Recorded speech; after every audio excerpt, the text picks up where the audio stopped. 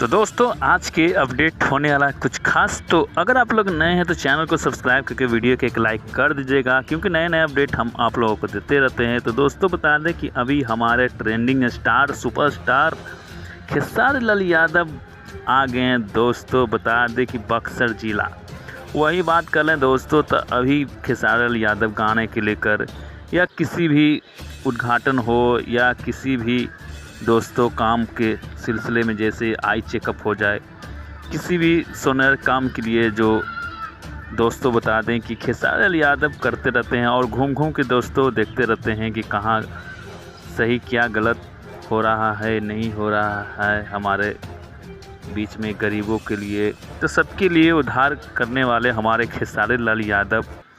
और दोस्तों बता दें कि देख सकते हैं कि खेसारी लाल यादव बक्सर ज़िला आए हुए हैं, अपने गाने के शूटिंग के लिए काफ़ी व्यस्त भी हैं और सामाजिक कार्य भी करते रहते हैं। तो इसके बारे में आप लोगों का क्या राय है, कमेंट्स करके ज़रूर बताइएगा। मिलते हैं नेक्स्ट वीडियो में। जय बिहार।